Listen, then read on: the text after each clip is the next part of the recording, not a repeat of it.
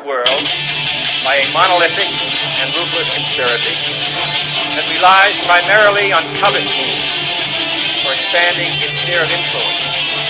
It is a system which has conscripted vast human and material resources into the building of a tightly knit, highly efficient machine that combines military, diplomatic, intelligence, economic, scientific, and political operations. Its preparations are concealed, not published. Its mistakes are buried, not headlined. Its dissenters are silenced, not praised. Millions of people just living out their lives, oblivious. Choice is an illusion created between those with power and those without. I drink your milkshake. I drink it up. Thank you, John Larson. I receive your kind words on behalf of all of our courageous members of the House of Representatives who want the best for the American people. And what we can do that is best for them in the next 24 hours is to pass affordable, accessible health care for all Americans. The best for all Americans is to have 32 million more people to have health insurance in our country. The best for... Piece of stinking filth. Shh, say it again, Shali. This is AJ of the InfoWars. Listen to the Shaliak. This is Alex Jones of InfoWars. Listen to Shaliak on the Cold Reality News and Report. This is the coolest thing I have ever seen. Well, hello there.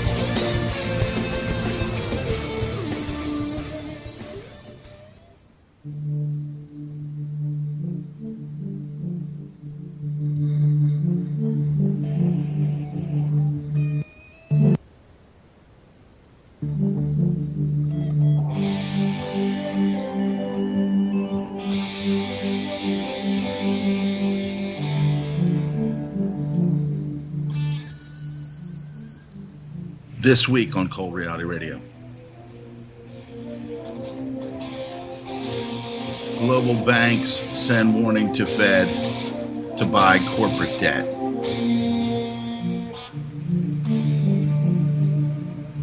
Trump rock star welcome Iowa.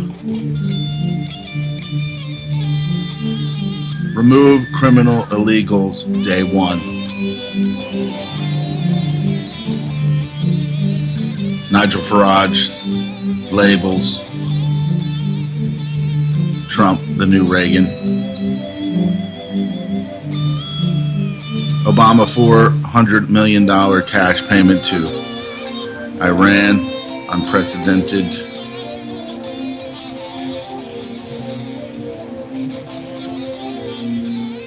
Huma Mother and the anti-women book.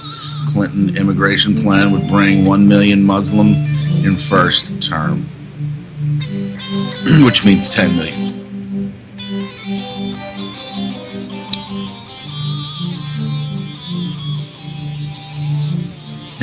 Hillary Clinton's humanitarian interventionists prepare for war in Syria. Chlorine leak evacuates West Virginia town. Chemical cloud moving south.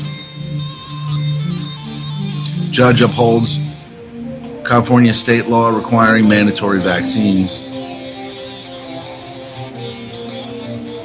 Harvard professor creates a blueprint for ending cash in the United States. Calls for immediate phasing out of $20 bills. Turkey declares open-ended military presence in northern Syria. Stop drinking the Kool-Aid, America. Political fiction in an age of televised lies. U.S. Embassy dismisses Thai concerns as trust evaporates between nations. The broken chessboard. Brzezinski gives up on empire. Saudi prince demands U.S. ground troops remove Bashar al-Assad.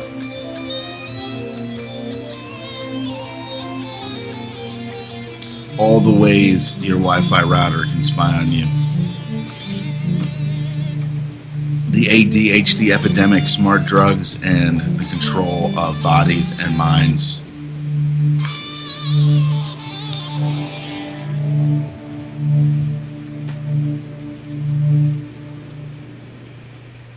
Welcome to the program today, Cold Reality Radio, here on the UCY.TV Broadcasting Network. It's 10:05 on the East Coast of Nightmarica, and couldn't get this damn guitar to start. Couldn't hear it so good. Maybe this is all down. Oh, it is.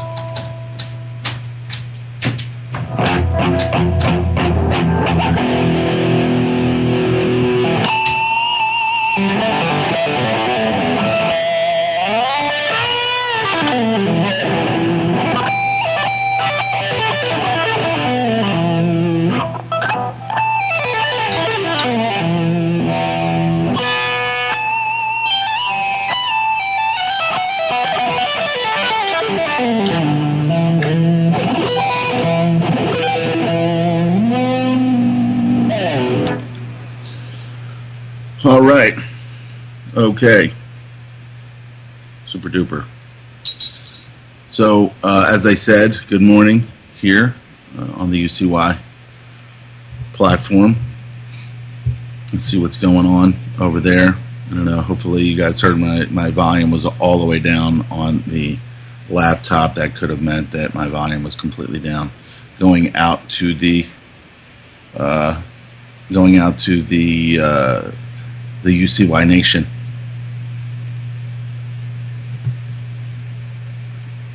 So let's see what we got here. Anyway, hello out there. Did everybody hear the opening?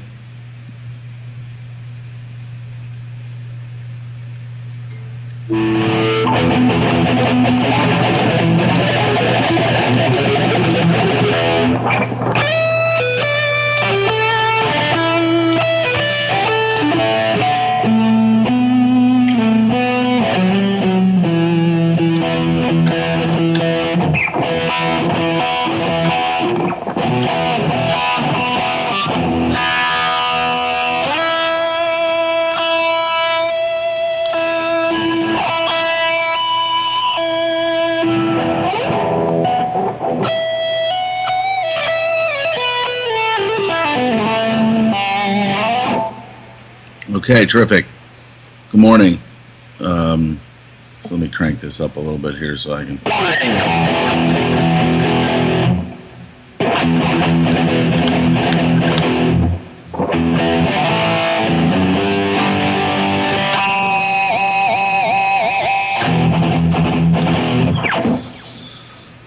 All right, so, more developments, more interesting scenarios, materializing as the farce of freedom and what America what we've been told that America is about to transform into whatever they decide, whatever they decide that it becomes. And it is very hard for people to fathom, because we, those that are not aware of anything other than what they've been told, the lies of the founding fathers, and I'm sure some of these people were good, but overall they were related to each other, and they were related to the bloodlines across the ocean that were pretty much looking to take what we have. So I guess they had to figure out a way to make it look like it was real. The deception perception, or the perception deception. So I don't believe that George Washington was this super awesome guy like Alex Jones talks about all the time. I think what was going on here was something quite different, and then it was really just their families and their bloodlines expanding and figuring out ways to dominate the commoners and eventually the citizens for many years to come. So I think that is a major portion of this whole platform that they've manufactured for us over the years, is that it has to look like something that it's not. Just like everything that we see, everything that we experience, it's not real. It is a manipulation. It is some version of what the truth is, but is nowhere near what they say. But you throw a few bad pieces of evidence in there and a few bad explanations, and you've got a populace of folk out there that actually believe that they're free, and that they believe that all of these so-called scientific, these new scientific revelations and CRISPR, what Patrick has been talking about. This is all bad. This is the next level. This is worse than, well, what could be worse than interfering with interferon, interfering with the process that keeps us healthy from invading bacteria, but they take it to the next level, where once they've taken control of that and figured out how to hijack interferon and the human immune system, then thank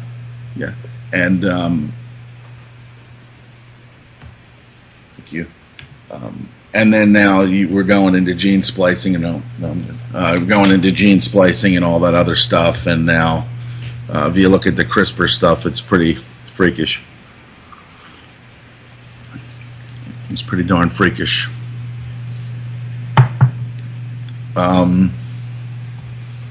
So, and again, it's easy. I've been very, I've been tough on people in the past. I've been tough on people in general for not seeing, not understanding that what's happening, what's taking place. But it is an elaborate thing.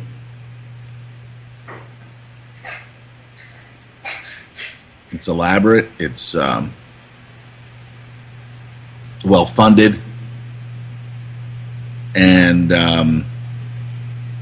nice little stories about the bad guys, and of course we're always the good guys, right? Using America to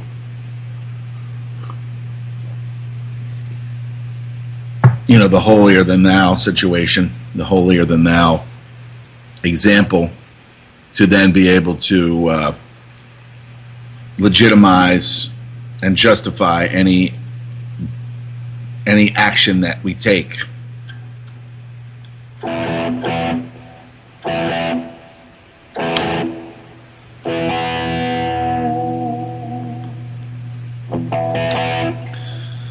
And that's how it's done, well funded, very, very powerful entities out there figuring out ways throughout the years to deceive, dominate,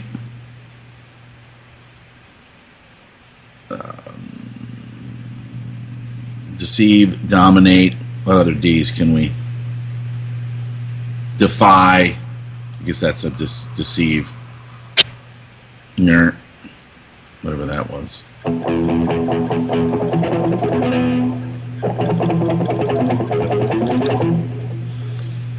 It's you understand that people can't fathom it, and then even if they do even if you try to say certain things,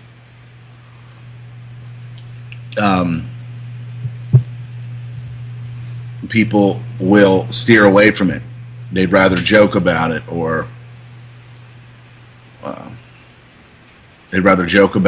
make you out to be, Kooksville, rather than actually look at some of these things, And then as you go down the road, people will say things like, well, I took some time to look at this, or I took some time to look at that, and then everything that they say is just everything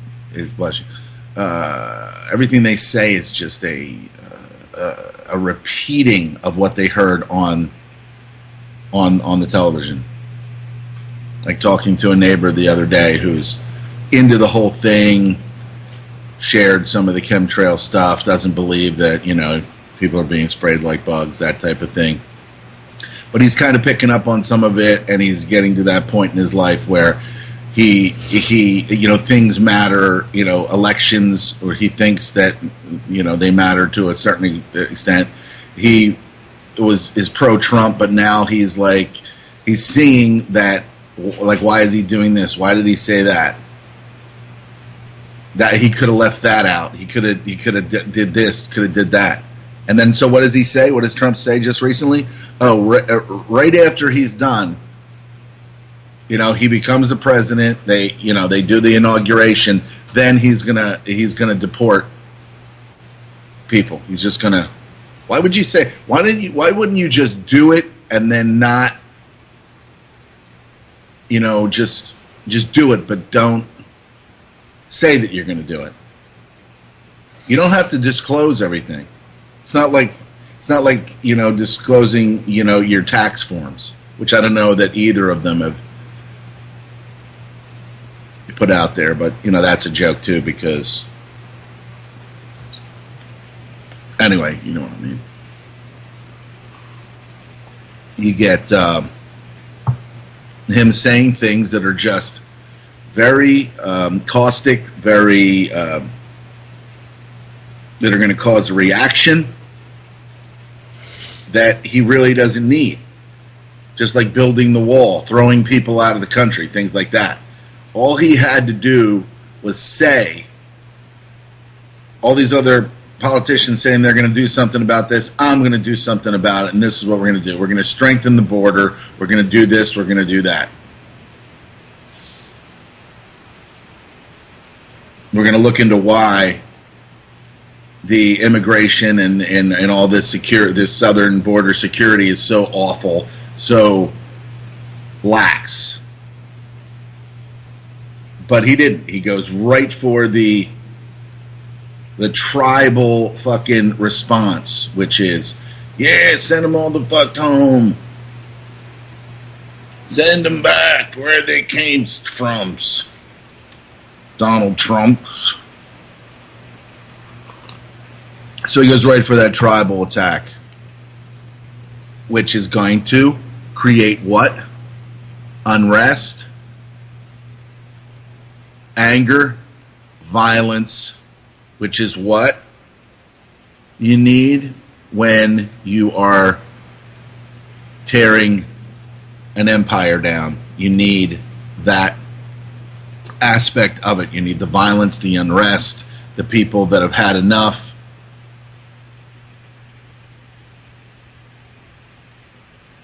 And they don't realize that they've been flim-flam from the very beginning. Because this is their country. This is their corporation. They're just allowing you to participate in it. And then they're going to participate. We tax them. They're employees. You are an employee of the United States corporation. Like Clint has pointed out many times, the United States citizenship is a flattering title, one that if you had a choice and you knew what the details were, you probably would think twice about joining it. We didn't have a choice, but then you see all these other people. You see all these other in the state over there and the state over here saying, oh, it just made all of these people citizens. And they have a courtroom ceremony where there's 20 of them that become United States citizens. It's all part of the plan.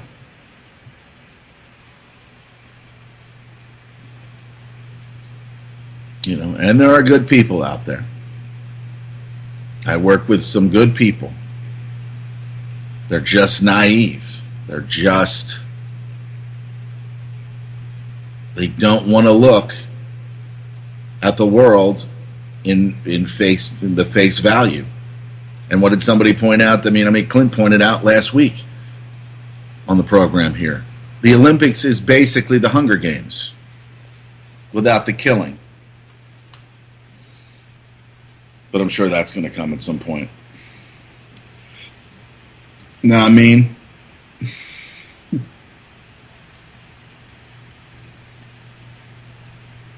So, and then, you know, you got your, you know, there are universities, top dollar to get there. You know, you have to, you can afford this, you can afford that, and that's how they create those who can't go to school, those who go to the schools, those that go to the Ivy League schools, and which would be kind of cool to you go to a Stanford or one of these nice schools. But in general, what are they teaching you? They're teaching you how to be a better slave. They're not teaching you the language that they speak. They're teaching you the language that they want you to know. The Pig Latin.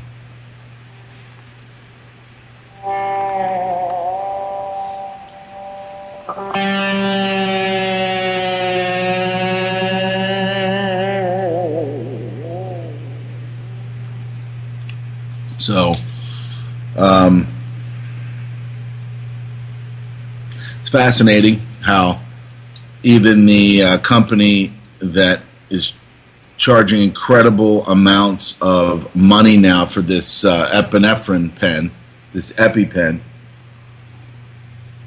donated incredible sums of money to the Clinton Foundation. So it's all tied together. I mean, this is the global mafia that runs through all of these, presidential foundations.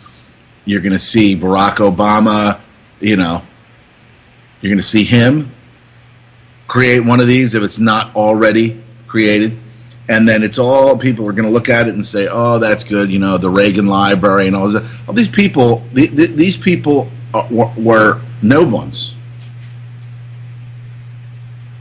But we constantly reiterate their names, the Reagans, when most of the things that they said Reagan did or didn't do, it's just all bullshit. And through the control of the media, they'll have you believe things that are not true. Just not true.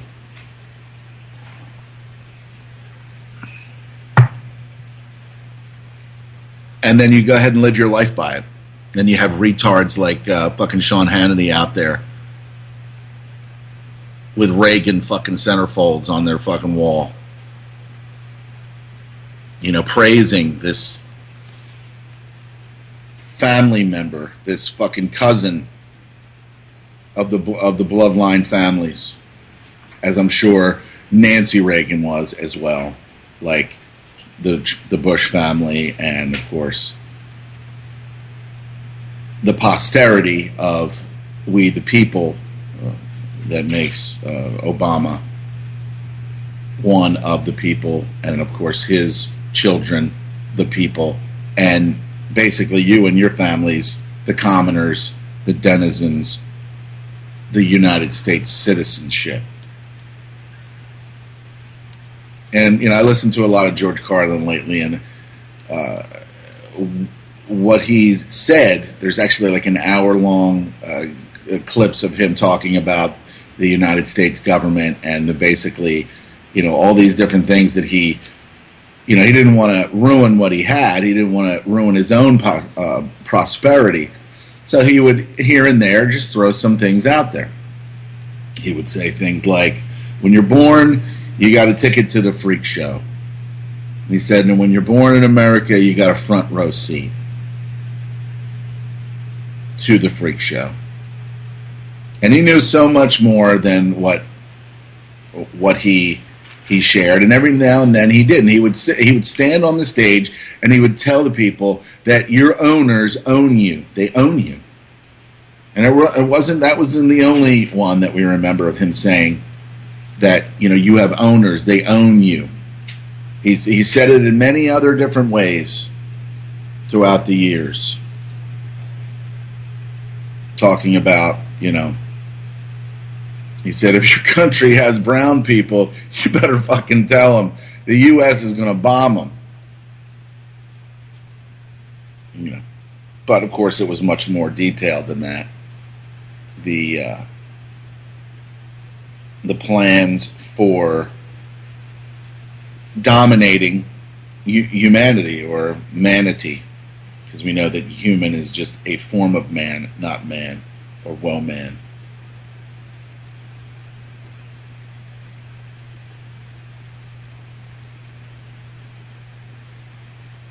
I guess they should have made up a humanity too, because when they say humanity, they include male and female.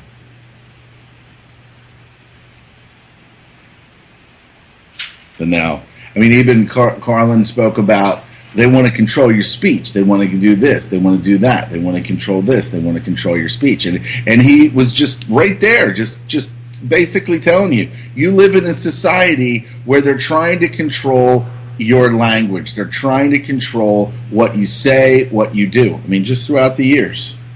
And I just sat there and laughed at, the funny faces that he was making, or some of the really foul, disgusting things that he would say. But overall, his message, which you don't get for many, many years later, is that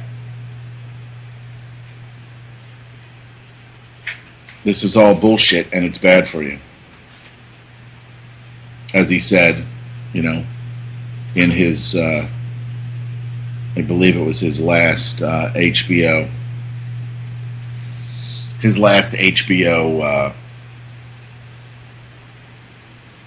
recording, where he was very old and seemed like it was pretty much, whatever was going to happen soon. Very interesting clip, though, where he was invited to The View with those, what do they call that when the kids honor roll, folks like Whoopi Goldberg and just that whole brainwashed cast of lunatics. Had him on there talking to him, and then he said he started talking about the planet, because he has this. That's where he talks about the big electron. And so he's on there and he's saying, listen, he said, this is not just corporations, because of course, what the fuck, what's her name? So what, who cares, that woman? She's like, oh, it's the corporations. We got to take the corporations that are polluting things. And then George says, no, we're all responsible for this. Basically, you can't just sit there on your high horse and say, oh, the corporations are polluting things. You and all these other slaves are allowing them to do everything that they've done. So George said, no, this isn't, we're all responsible for this.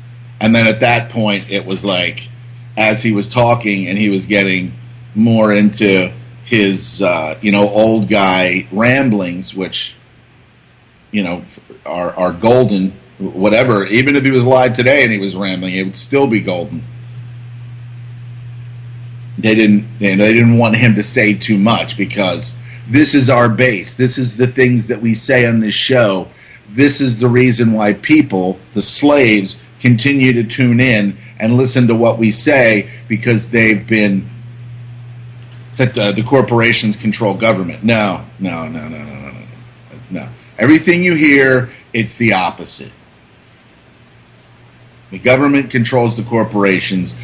America is the corporation, so it controls all of the other sub-corporations. They all own stock and all that. And again, Clint exposed that or revealed that or did the research on it to be able to bring it to you to say, stop fucking saying these things, because not only have you been deceived once, you've been deceived by Alex Jones, you've been deceived by the truth movement in general, because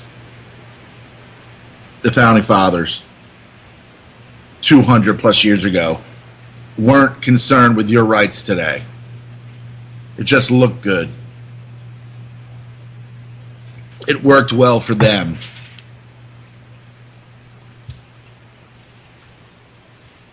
It worked well for them. So, it's interesting, to say the least. But of course, global banks send warning Fed to buy corporate debt. Global central bankers stuck at zero unite in plea for help from government. So, of course, this is a recovery that never was and never intended to do what it never did. And here we are from these banks saying that they need help. They need help. Central bankers in charge of the vast bulk of the world's economy delve deep into the weeds of the money market and interest rates over a 3-day conference here in Wyoming, and emerged with a common plea to their colleagues in the rest of government: please help. Mired in a world of low growth, low inflation, and low interest rates, officials from the Federal Reserve, Bank of Japan, and the European Central Bank said their efforts to bolster the economy through monetary policy may falter unless elected leaders stepped forward with bold measures. These would range from immigration reform in Japan to structural changes to boost productivity and growth in the United States and Europe. Without that, they said, it would be hard to convince markets and households that things will get better and encourage the shift in mood many economists feel are needed to improve economic performance worldwide.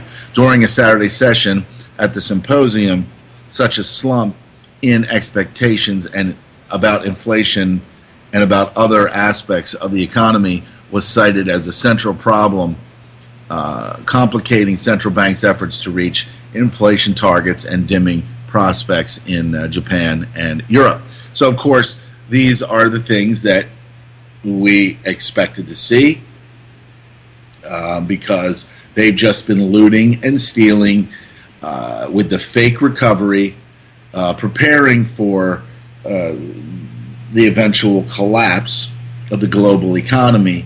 But of course, it will be a soap opera that they control, that they, dominate throughout the length of this deception.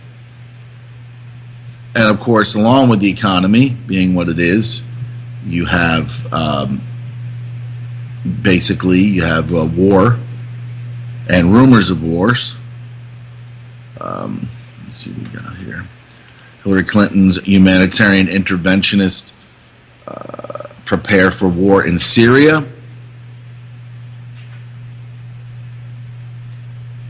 All right. Defense One, that's Kurt Nemo. This blacklisted news exclusive. Defense One, the online magazine published by self-described neocon guy David Bradley, has called for a no-fly zone in Syria. Evelyn Ann Farkas, a senior fellow at the Atlantic Council, a NATO operation, writes, the United States is morally complicit in the worsening humanitarian catastrophe that is Syria, but not for reasons that you might think. the United States is guilty because it has not intervened more directly. Bullshit. We should be ready to enforce a no-fly zone through, which is basically, declaring war, which has already taken place. So that's more bullshit and deception. Military force and communicate this directly to the Russian government. We should seek UN Security Council approval, but be prepared to proceed without it. Right. So this is already pretty much in the cards. War is going to break out over there. It's already in place. It's just going to take on a much bigger, larger circumstances, possible nuclear this, nuclear that, to go along with the fall of the planned destruction of the economy, world, overall, just world relationships, countries,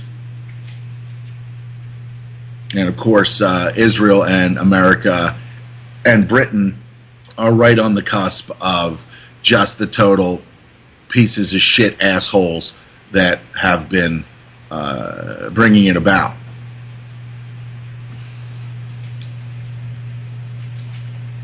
Let's see here.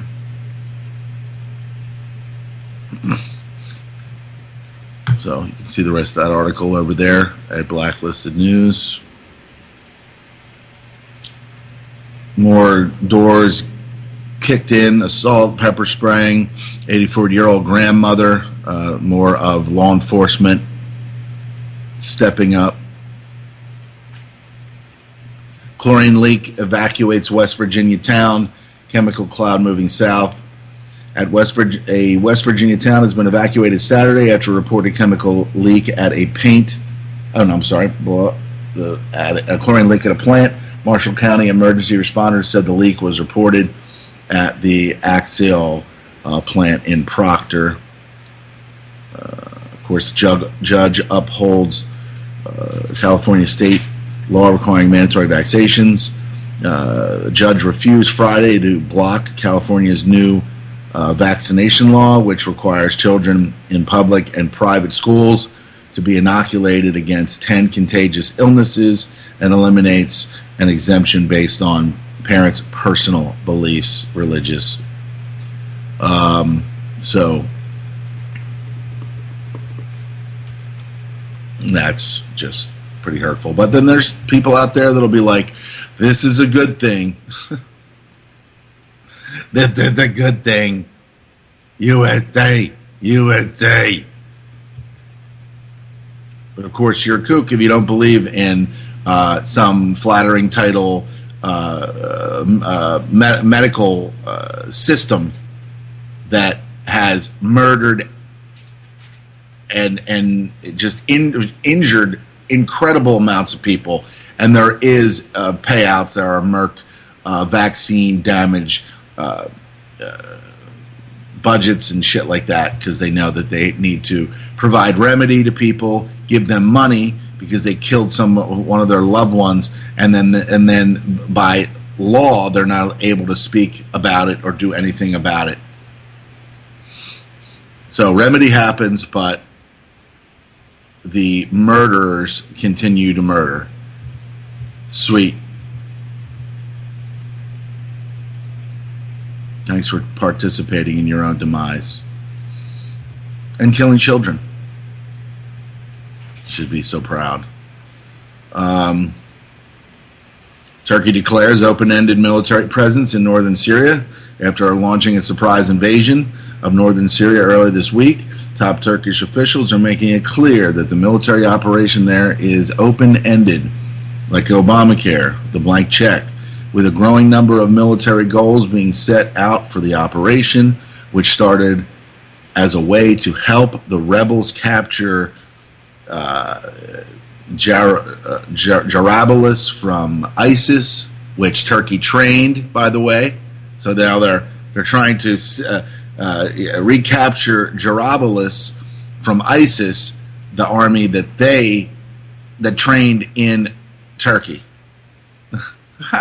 Now, in addition to cleansing ISIS bullshit, Prime Minister Yildirim insists Turkey's goal is to cleanse the whole border of all militants, which presumably doesn't include the Islamist rebels they just got done installing in Jarablus as a way to keep refugees from trying to enter into Syria. So, Turkey's doing its part as part of the Greater Israel Project and NATO and just the whole criminal cabal, saying we have to do this. And when all shit breaks out, none of this stuff's going to get reported.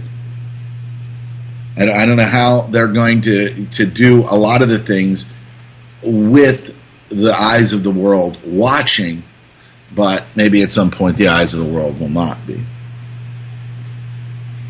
But they'll just make up stories and they'll do whatever they have to do to cleanse Syria of Bashar al-Assad and his family, calling them awful people when the Israeli regime is just a scourge and murdering and destroying Palestinians and other Arabs' lives over there. But they can do no wrong because they're God's chosen people. Remember, never forget. Never forget. And America is their bitch, and everyone else pretty much. So cool beans. Works good for everybody at the top. U.S. Embassy dismisses Thai concerns as trust evaporates between nations. The embassy in Bangkok sidesteps evidence and calls claims that America supports terrorism and regime change ridiculous and reckless, even as it supports terrorism and regime change worldwide. On August 19th, 2016, The Nation published an editorial titled, "Is Regime Change a Motive Behind the Recent Bombings?" And most likely. Editorial reflects growing distrust between Thais and United States, who has for years now openly undermined political stability and revered institutions of Thailand through its overt support for the deposed former prime minister, whatever his fucking name was, douchebag McGillicuddy, and his political supporters, as well as throngs of foreign-funded organizations masquerading as non-governmental organizations. And that's basically the blueprint. When you want to, or when the cabal wants to basically destroy a country and get one of their minions in there, or replace one of their minions that's been in there too long, that is a threat to whatever, then they'll, like they did to, like they've done everywhere, but recently in the Ukraine was usurped that same way, with organizations and foreign-funded these political supporters, basically a low-end Trotskyite situation. It's always the same thing. It's always the same blueprint because it works. It's not completely happening in Syria because, of course, Syria has the backing of China and Russia, which is just a lead up to World War III, which is already in place. It's already happening right now. The broken chessboard, Brzezinski gives up on empire. The main architect of Washington's plan to rule the world has abandoned the scheme and called for the forging of ties with Russia and China. What's Brzezinski up to? Is he just there to say, well, Brzezinski said this and we should have listened to him because he kind of knows stuff and junk? Well, Brzezinski's article in the American Interest entitled Towards a Global Realignment has largely been ignored by the media. It shows that powerful members, or does it? You have to understand. It shows the powerful members of the policymaking establishment no longer believe that Washington will prevail in its quest to extend U.S. hegemony across the Middle East and Asia. Brzezinski, who was the main proponent of this idea and who drew up the blueprint for imperial expansion in his 1997 book, The Grand Chessboard, American Primacy and Its Geostrategic Imperatives, has done an about-face and called for the dramatic revisiting of of this strategy. So he is kind of saying, hey, maybe we need to do this, maybe we need to do that. And it's pretty hard for me to believe that, he's not on the inner cusp of this and realizes that this is about bringing everything down and rebuilding something else.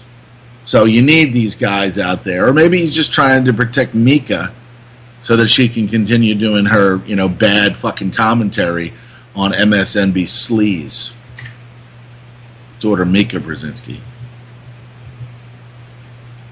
Again, you can find that article over there at Blacklisted News.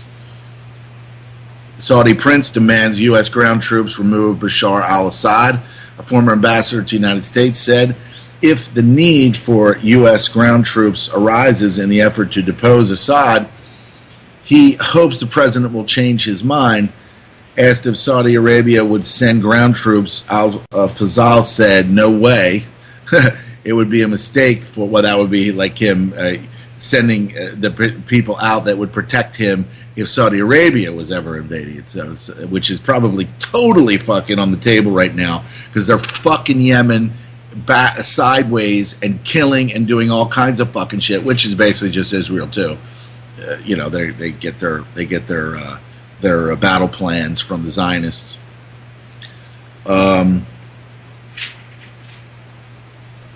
So again, no way, said Al-Fazal, the douchebag piece of garbage. It would be a mistake for the United States or Great Britain to send in ground troops and overthrow the Assad regime, Obama told the BBC in. You've been known to say things were a mistake or would be and just do them anyway, so that's just all lip service. From the 22nd great-grandson of William the Conqueror and cousin of George Washington, Barry Dunham of the Dunham clan. Sean Lucas, cause of death still unknown as Clinton's campaign lawyer tries to move DNC lawsuit into the weeds. Sean Lucas, process server for One Source Process, delivering the lawsuit against the Democratic National Committee and Debbie Wasserman Schitz on July 1st.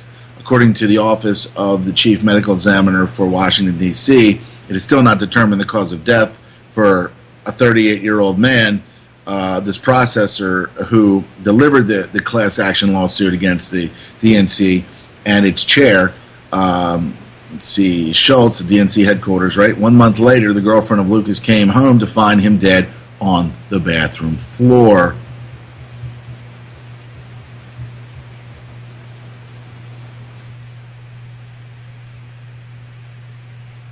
NSA whistleblower says the NSA hack was likely an inside job. The mainstream press is accusing Russia of being behind the release of the information on NSA hacking tools. Washington's blog asked the highest level NSA whistleblower in history, William Binney, the NSA executive who created the agency's mass surveillance program for digital information, who served as the senior technical director within the agency, who managed 6,000 NSA employees, the 36-year NSA veteran, widely regarded as a legend within the agency and the NSA's best ever analyst and codebreaker, who mapped out the Soviet command and control structure before anyone else knew how, and so predicted Soviet invasion before it happened. In the 70s, he decrypted the Soviet Union's command system, which provided the U.S. and its allies with real-time surveillance, blah, blah, blah, blah, blah. What he thinks of such claims, and of course, it's just bullshit that Russia had anything to do with it. How the U.S. tax code still kills entrepreneurship. Sure, you don't want the commoners, obtaining too much money, and those that do become billionaires get brought to these conferences with Warren Buffett's and other billionaires that are saying now that they're going to give up large portions of their wealth just because. So people that are not of that level but are billionaires, they're being pulled into these conferences so that they and their money can be controlled. Because you can't have that kind of wealth and thing. You can't have those types of people out there when, Warren Buffett related to Barack Obama, George Bush, the whole bunch. I mean, it's one big family affair, one big family entity. You can't have these commoners, having all this wealth and just not being watched and surveilled. Those with money that aren't part of it need to be surveilled to make sure that they're not using that money and wealth against the enslavement system. It's no secret that dealing with the Internal Revenue Service is complicated, but trying to deal with the IRS while also attempting to make sense of the tax code is just downright daunting. Now containing 74,000 pages, the federal tax code has almost tripled in the last 30 years. At the current rate it is growing, it will surpass 100,000 pages by 2050. But most Americans don't realize about what they don't realize about the complexity of the tax code is how it kills entrepreneurship, especially in younger generations. They don't want the nouveau riche to be riche. Louisiana officials demand that self-reliant locals stop surviving the flood without permission.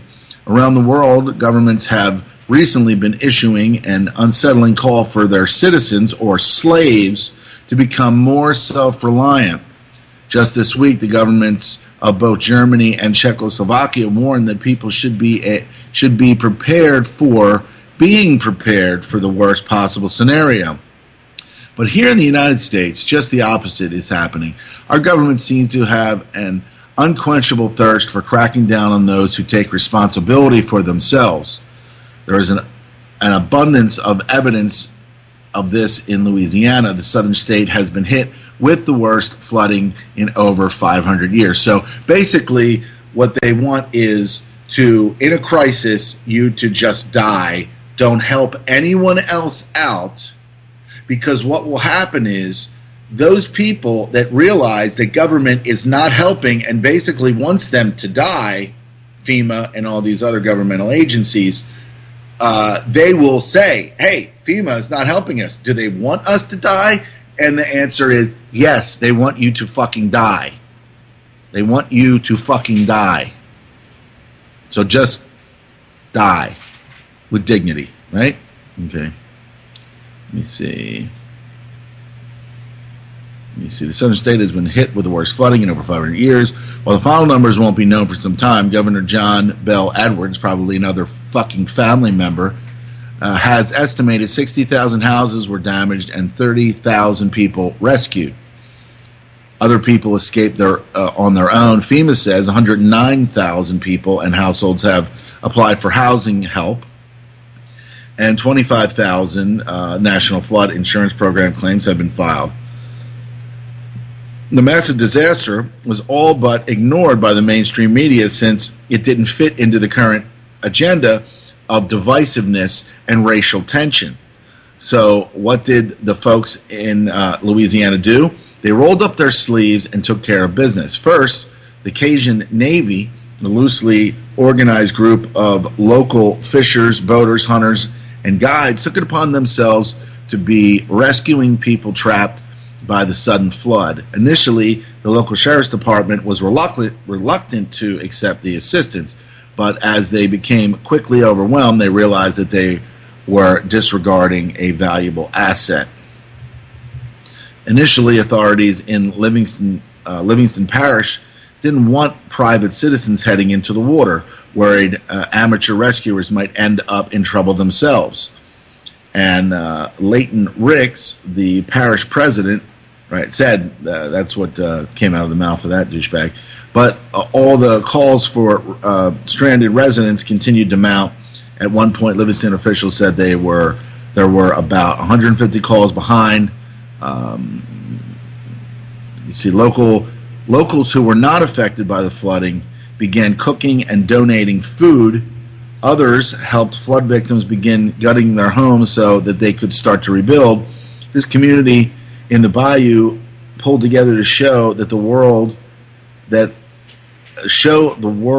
a real emergency response begins at home, undertaken by the very people who were affected. They didn't wait around bemoaning the lack of FEMA, the Red Cross, which basically steals fucking 2/3 of the donations that go into it, and government aid.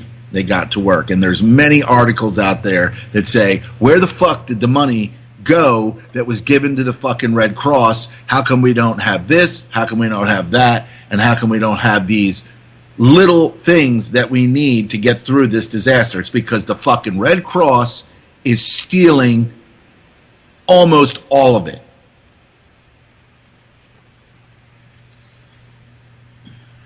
They opened their own shelters and local businesses that were not affected.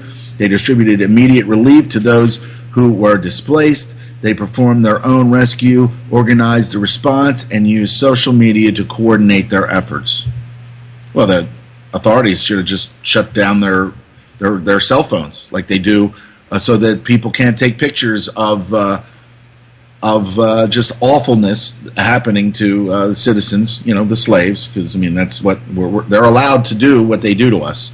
That's the bottom line here, is that they're allowed to do what they do to us.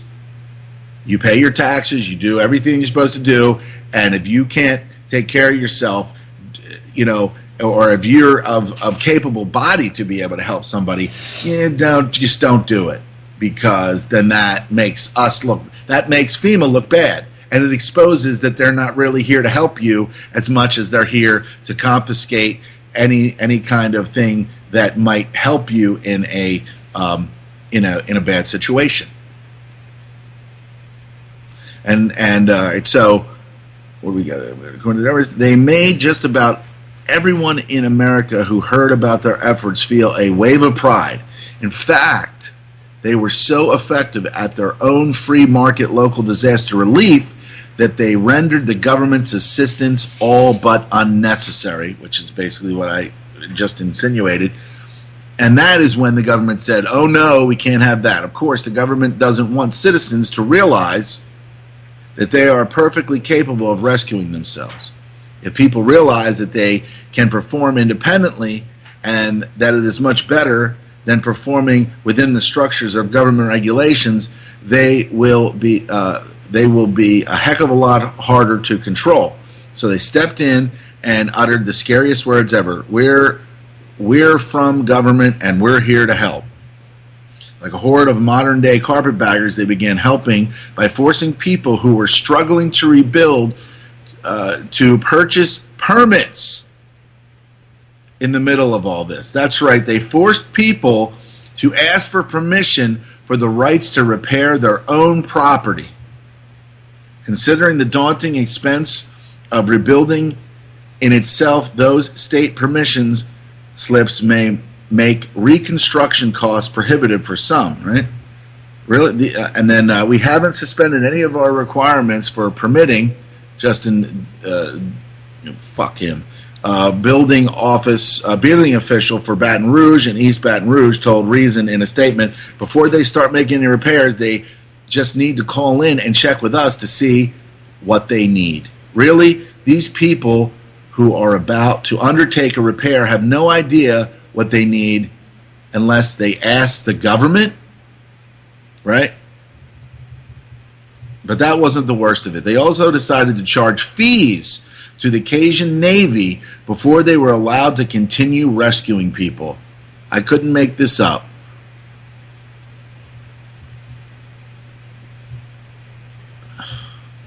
Just unfucking believable, man.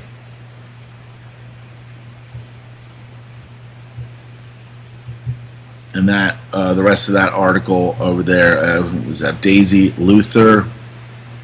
I give her credit for writing such a great article there. DaisyLuther.com, DAISYLUTHER.com. I couldn't make this stuff up. That's the name of her blog. Permission required. Unfucking real. Ugh. Just fucking blown away by the blatant fucking absolute murder taking place.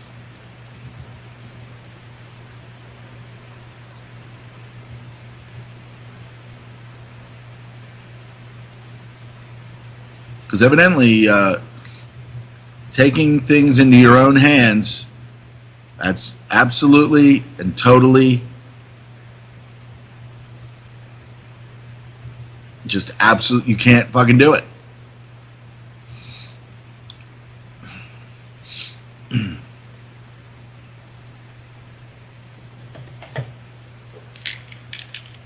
Whitewashing Israeli war crimes. The New York Times turns its back on survivors and critics. That doesn't happen, does it?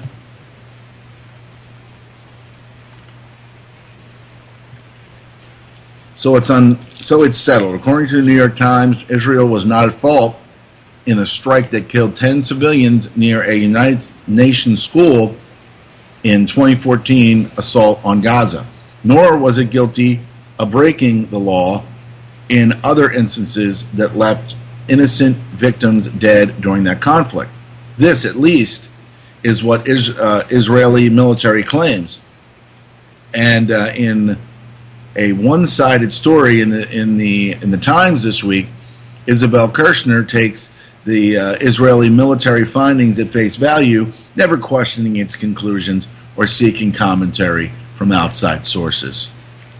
Stick together, murder, and then cover up for one another. So cool.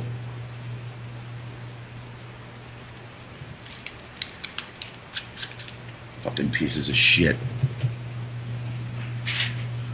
Private prison involved in immigrant detention funds, Donald Trump and his super PAC.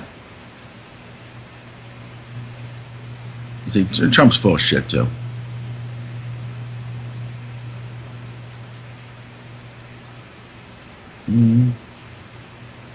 British companies are selling advanced spy tech to authoritarian regimes.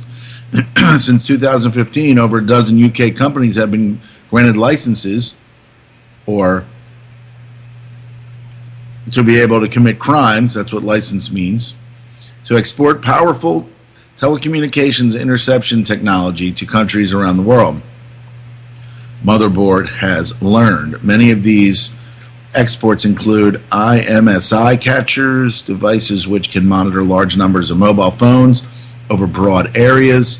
Some of the UK companies were given permissions to export their products to authoritarian states such as Saudi Arabia, the United Arab Emirates, Turkey, and Egypt, countries with poor human rights records that have been well documented to abuse surveillance technology.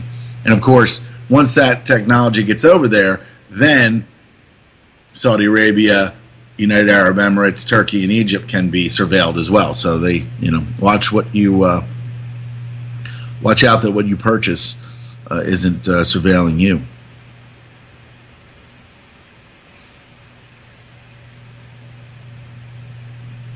Let's see. Congrats, USA. Oxford scientists declare both Trump and Clinton likely psychopathic.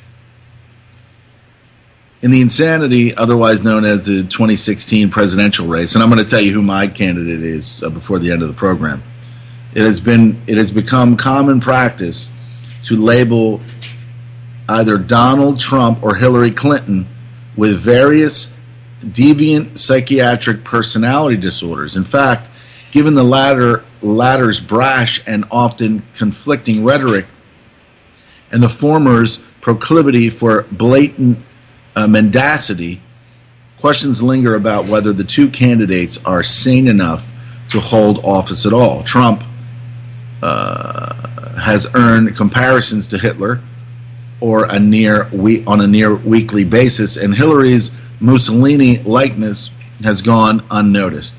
But are these assessments accurate? Now, thanks to Oxford University study, we have the answer. To any extent, many of us weren't off the mark. Big Pharma's dirty secret, EpiPen, was developed entirely with taxpayer money. While Mylan Pharmaceuticals is cashing in on the EpiPen price hikes, the inventors of the life-saving device, who made it for the public, died in obscurity.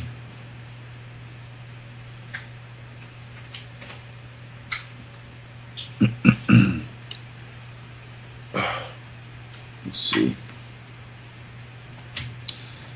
Spain finally decriminalizes marijuana.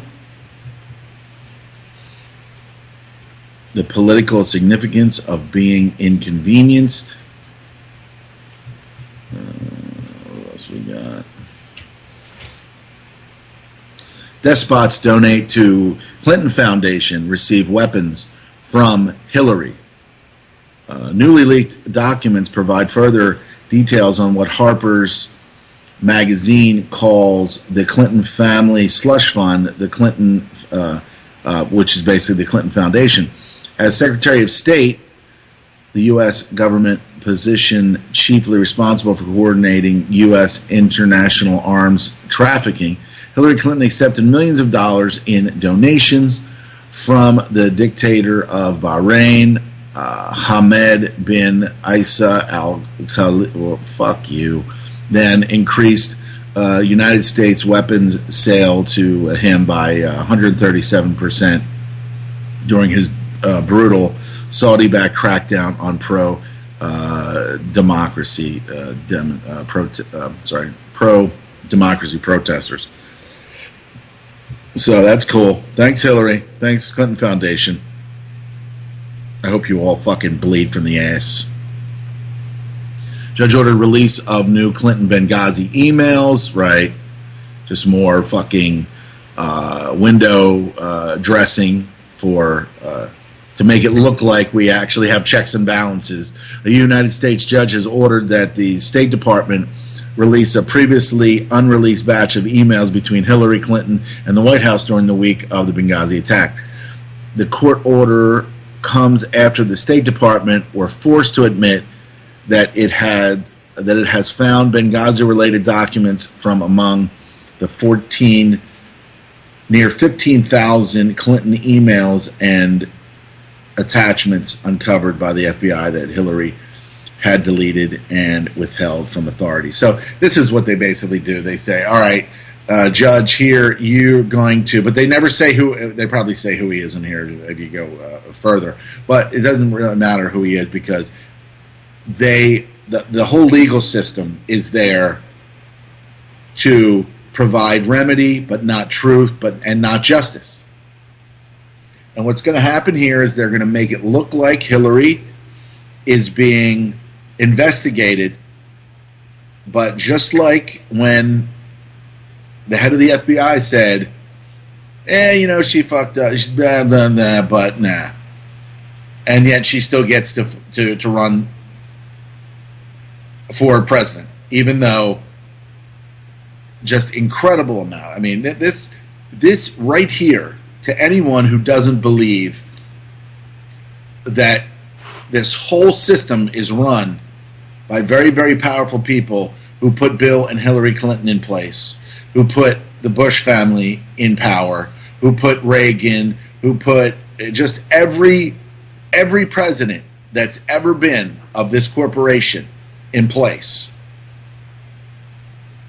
This right here should be an example of how corrupt and how one-sided it is, and how it doesn't matter what you want. It doesn't matter what anyone wants. What it is Hillary's not going to jail. Her husband's not going to jail for being a sexual predator, among other things. Which, I mean, it seems pretty frowned upon in society, being a sexual predator. You know, people go to jail for many, many years for doing what Bill Clinton has gotten away with. But not even just gotten away with. He has been coddled. Nothing will ever happen to Bill Clinton because he is a Rockefeller. He is of the Rockefeller bloodline.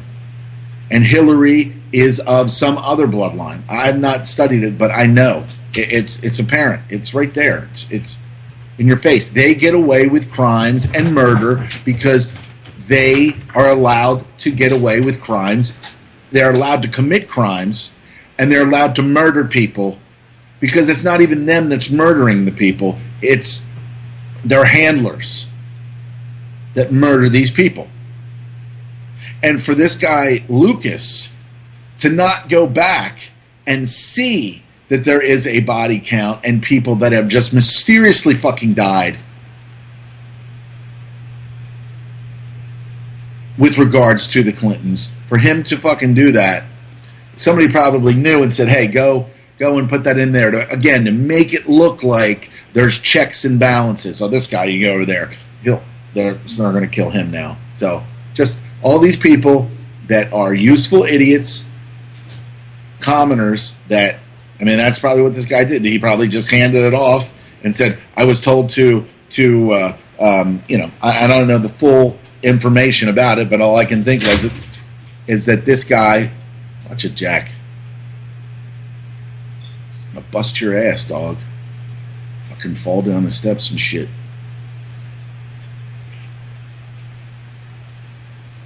Quit playing on the stairs, bro. Bruh.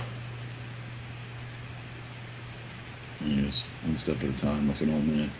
Like an old man, long in the toothums.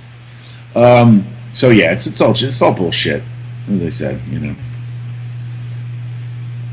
And you know, we joke about. Let me see.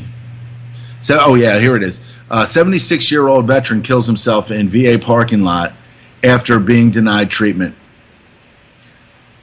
This veteran killed himself outside Long Island Veteran Affairs faculty Sunday after being denied treatment.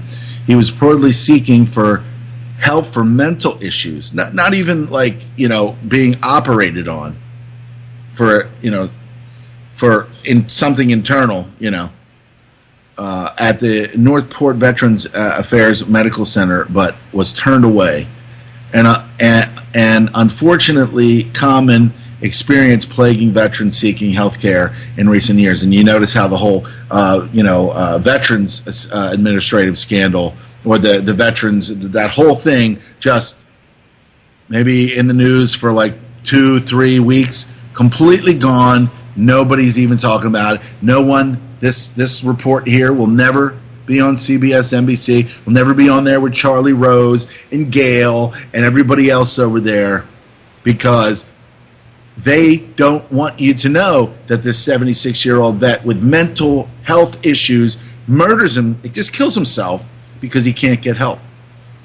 But again, the help that he would have gotten, or the help that he probably has gotten already, in the form of antidepressants, in the form of all these psychotropic drugs that cause people to kill themselves, which is what he was probably on.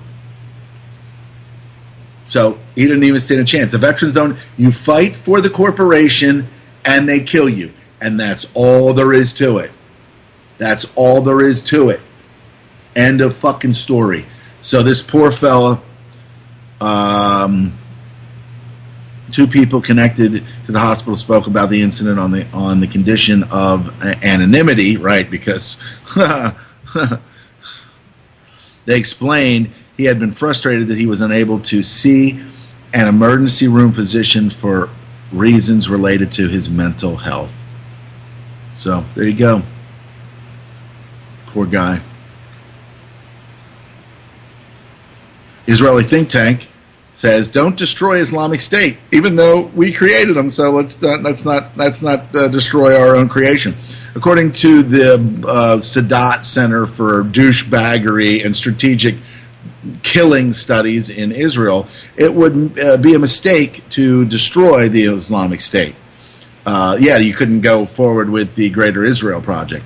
The continuing existence of Islamic State serves a strategic purpose, writes Ephraim Inbar, professor emeritus of political studies at Bar Fuckface Douchebag University, a fellow at the Mideast Fuckface Forum, and the director of the center. In addition to grinding away at Bashar al-Assad, Islamic State is going up against Hezbollah, right, there you go, and taxing the resources of Iran, according to Inbar. So there you go.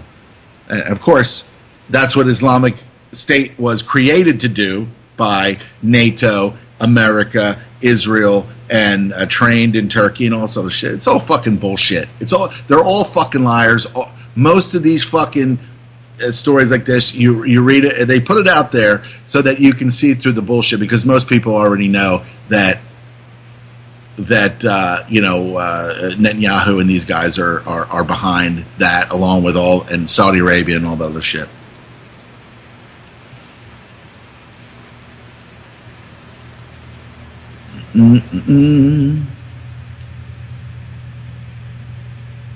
Top private prison firm tries to prevent public disclosure of documents exposing prison operations. I mean, we saw it right on fucking 60 Minutes with the major prison right there in New York State, New York City, if you will, where they just let this guy die, and it was on 60 Minutes a number of months ago.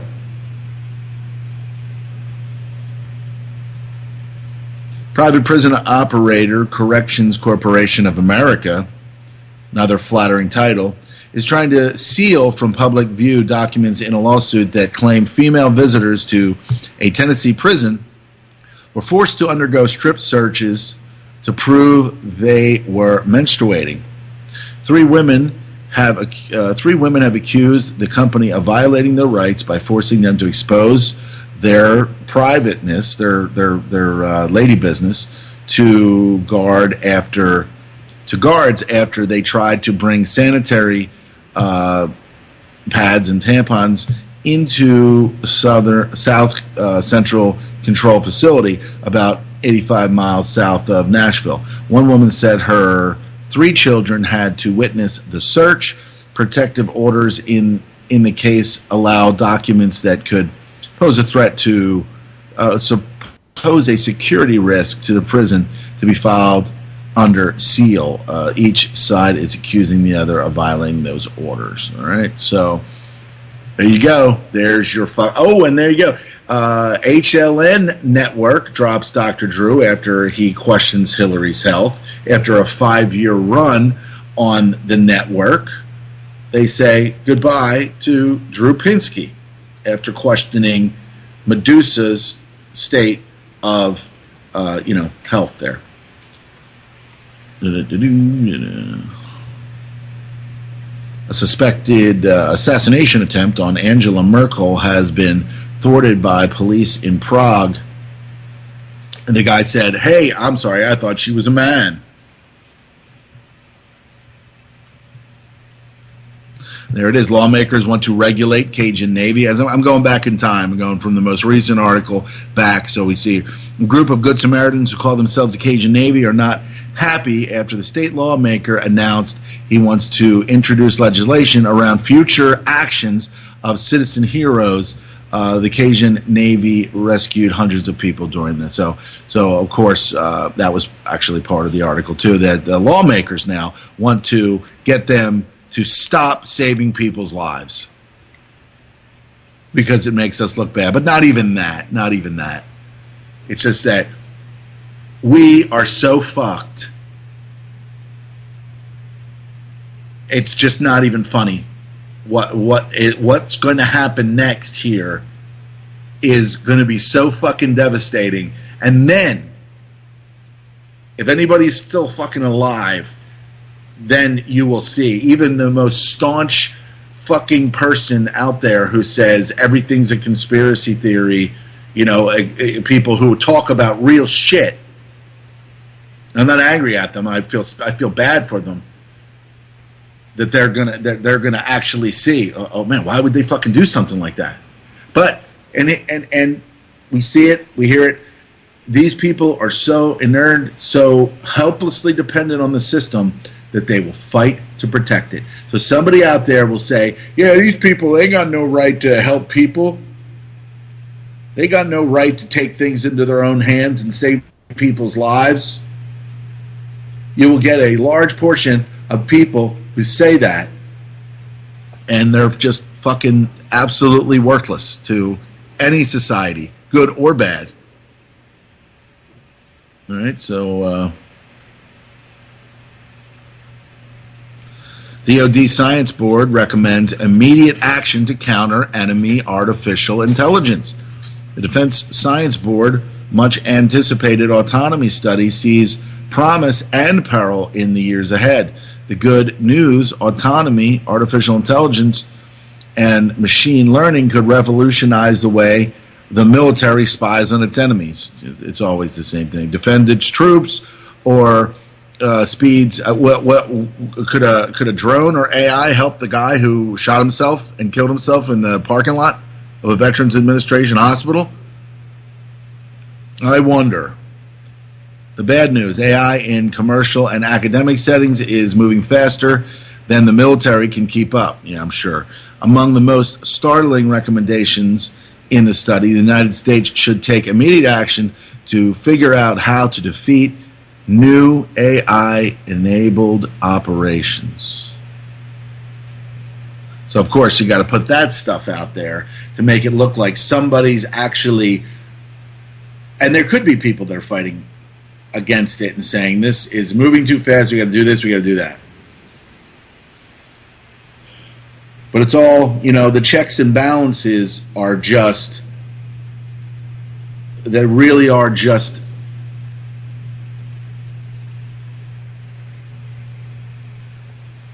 bad examples of what we're seeing in opposition, which is controlled opposition.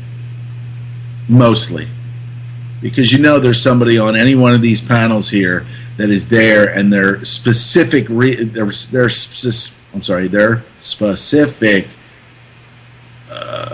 position there is to control and help control the narrative. Especially these universities. These fucking garbage universities that teach nothing. The Turkish invasion of Syria, who's behind it and why?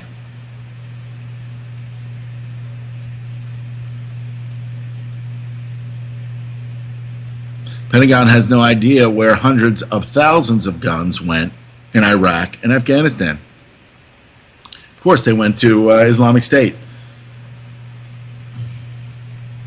Their proxy army.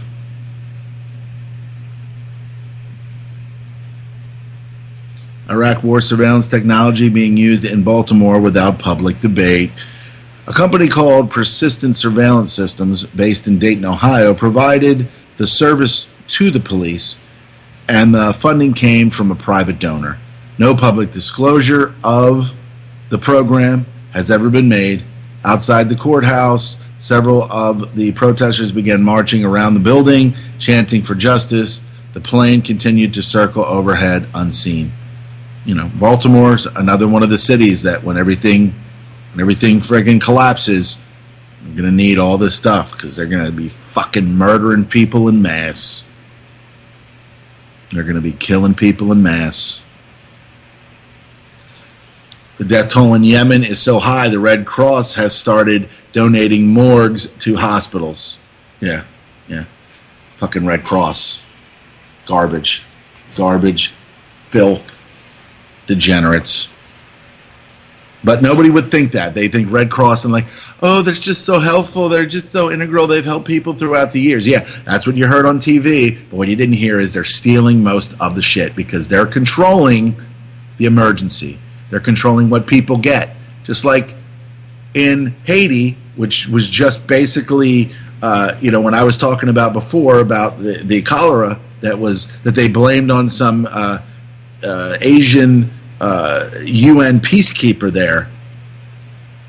All right, it basically, they said now that the UN basically said, you know, it was our fault or whatever. So, I mean, it's just all fucking ridiculous and hurtful and just some of the worst fucking people, man. Some of the worst, foul, fucking disgusting degenerates are in control. And then they may not even think that they're doing anything wrong. Like, people that work for the Red Cross that are doing this stuff, they have no idea that shit's being stolen. Because at the very top, that's where all of the shenanigans are taking place. So you have organizations that are doing awful, awful things, but the world thinks that they're doing great fucking work. And they control the narrative through everything. It's just fucking unbelievable, man. It's unbelievable. Deaf man killed by a cop was afraid of police because of their inability to deal with deaf people.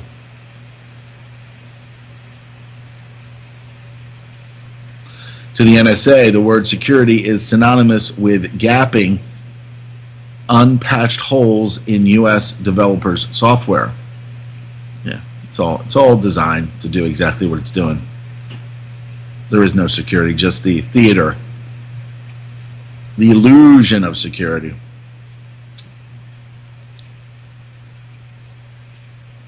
U.S. destroyer fired warning shots at Iranian fast attack ship.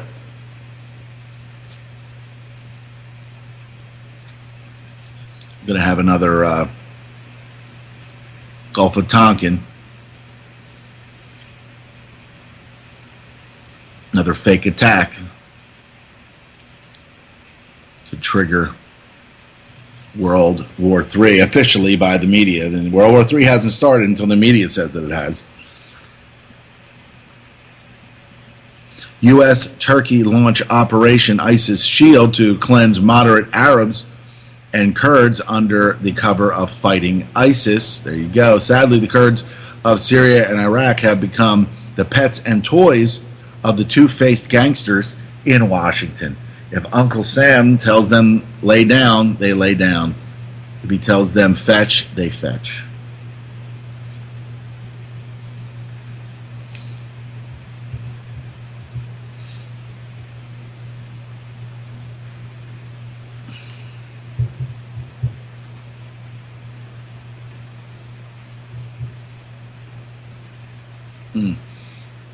What can we say about a system that criminalizes a safe painkiller, zero deaths, and promotes big pharma opiates that have killed 165,000 Americans?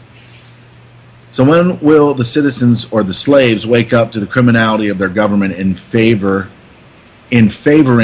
killer corporate opiates over safe natural painkillers? Set your mindset to objective and come with me to the little-known but plucky nation of Lower Slobovia. The residents of Lower Slobovia have two choices when they are suffering from chronic pain. One, a natural, non-addictive medication that they can grow themselves that has never caused a single fatality due to overdose, adverse reaction, or mixing with other polypharmac drugs. Two, synthetic opiates manufactured by pharmaceutical corporations that are highly addictive, trigger multiple adverse reactions, manifest dangerous polypharmaceutical attributes, and have killed over 165,000 people in the past 15 years, 28 times the nation's 5,700 or 5,800 combat deaths in recent military conflicts. First, they're making money, and then you die. They're killing you. They're killing you. And they're profiting from it.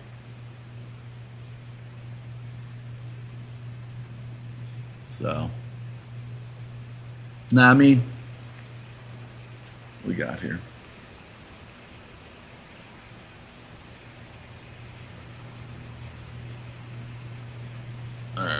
on here, man. Got any?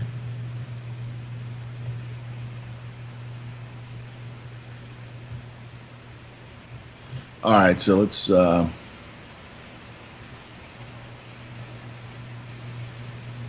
we got here.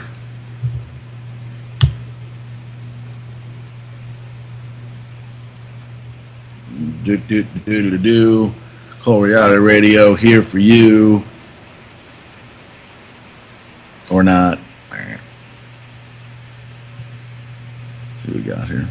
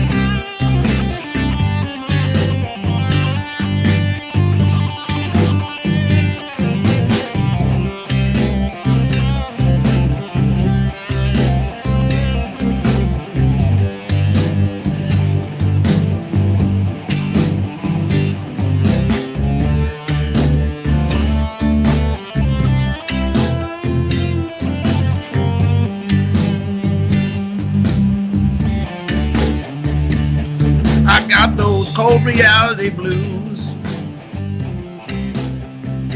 I'm gonna bring it into you. I got those cold reality blues, and I'm gonna bring it on to you.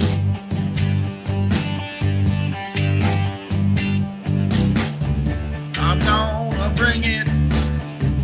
I'm gonna bring it into you.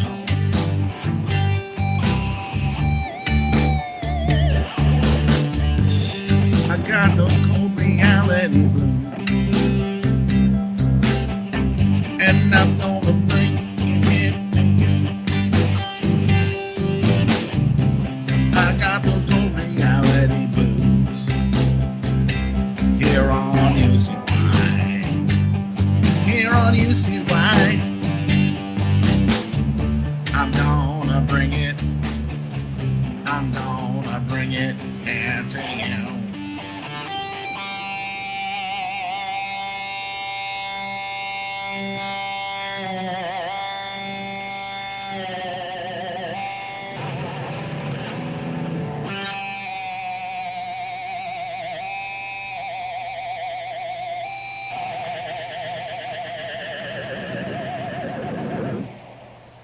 All right.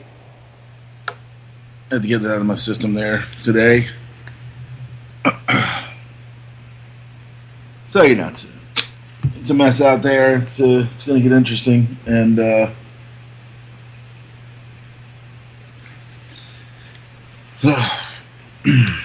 but here it is. Again, well, I didn't even, that's Sunday, August 28th here. And summer's rolling out. It's still 90, still hovering around that 90 mark. I'd be happier if it was hovering around that 80s mark or that 70s mark. You know, the fall weather is it's going to be welcome this year by all, absolutely by me. I'm not a big fan of but decided to put some air conditioning on, and thankful for having that. And so everybody out there, enjoy the rest of your weekend, and thanks for hanging out today here on UCY. Stay tuned for Ron on Game On. Or did he change? I think he might have changed the name of his program. I forget. I apologize. But hey, stick around today. You got Ron coming up next. You've got all kinds of things. One holistic system of systems. Put the MK scope on ya. If the MK hits you, it's guaranteed to open ya. The 57mm Mark 110, 220 rounds a minute, try to stop them. Don't put that on your wish list, that's retarded babble. Protesters make the hit list soon as they start to rabble. They are nothing but fishes in the barrel. It doesn't have to be Christmas for a carol. Some decorate with ornamental decorum. Some perform shock and awe on Hanukkah and Purim. That's where my job come in. I am a blessing to the mercenary. For the corporation selling weapons to them. Any potential competitor step into them. I'm authorized to knock them out and stick a GPS into them. They wanna sell uranium to Iran. That's enriched, that's a bitch. Now we gotta teach